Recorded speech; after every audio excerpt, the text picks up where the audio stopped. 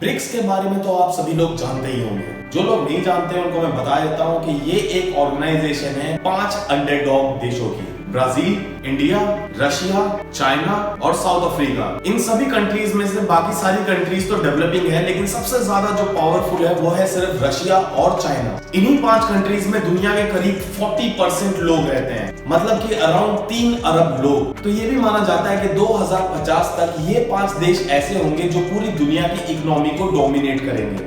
इन सभी चीजों के बीच में मैं सिर्फ एक चीज को सोच के चिंता में रहता हूँ कि इस ऑर्गेनाइजेशन के जरिए कहीं रशिया और चाइना अपना ही उल्लू सीधा करने की कोशिश तो नहीं कर रहे हैं। आपको मैं बता दूं कि वर्ल्ड वॉर 1 के टाइम से रशिया और यूएसए की आपस में कभी नहीं बनी है, और चाइना फिलहाल के टाइम में दुनिया की सेकंड लार्जेस्ट इकोनॉमी है यूएसए के बाद में। तो कहीं ये ऑर्गेनाइजेशन यूएस और दूसरे यूरोपियन देशों के खिलाफ जाने की कोशिश तो नहीं है?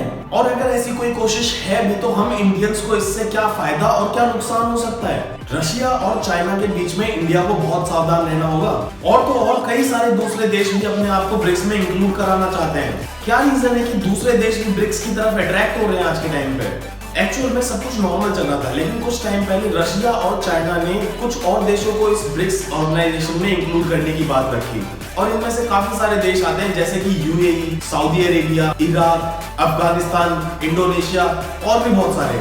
तो यही बात थोड़ी सी टेंशन में डाल रही है कि कहीं रशिया और चाइना का जो डिसीजन है दूसरे देशों को इंक्लूड करने का, क्या वो भारत के लिए बेनिफिशियल हो सकता है या फिर उनके लिए बहुत बड़ी प्रॉब्लम हो सकता है? या फिर ये भी हो सकता है कि ब्रिक्स के नाम पर एक ऐसी ऑर्गेनाइजेशन बनाई जा रही है जो कि यूएसए और दूसरे यूरोपियन कंट्रीज के खिलाफ हो, जिसमें रशिया, चाइना, इराक जैसे देश हैं। और ये सब कुछ स्पेशली तब होने जा रहा है जब इंडिया के जो प्राइम मिनिस्टर है नरेंद्र मोदी जी, वो यूएस की ट्रिप पे जाने वाले हैं। एक्सपर्ट्स का कहना है कि ब्रिक्स G7 कंट्रीज की तरह एक बहुत ही स्ट्रॉन्ग ऑर्गेनाइजेशन है, और जैसा कि आप लोगों को ऑलरेडी पता है कि इंडिया और चाइना के जो रिलेशंस है पास में कुछ ज्यादा अच्छे नहीं रहे हैं। और ऐसे टाइम पे अगर चाइना का दबदबा ब्रिक्स ऑर्गेनाइजेशन पे हो जाता है तो वो इंडियंस के लिए या फिर इंडिया के लिए बिल्कुल सही बात नहीं है। यूक्रेन रशिया वॉर के बाद में रशिया जो है काफी हद तक चाइना पे डिपेंड हो गया है। चाइना और रशिया के बीच में जो नजदीकियां हैं वो बढ़ती जा रही है। तो इस बीच में ब्रिक्स ऑर्गेनाइजेशन का जो इस्तेमाल है वो चाइना के जो पर्सनल एजेंडा है उसको फ्यूल अप करने के लिए ना रह जाए, इस चीज का ध्यान इंडिया को स्पेशली देना पड़ेगा। एक प्रपोजल ये भी रखा गया है कि ब्रिक्स कंट्रीज में आपस में इंपोर्ट एक्सपोर्ट के लिए एक यूनिवर्सल करेंसी लाई जाए, और ये इसलिए ताकि जो डॉलर की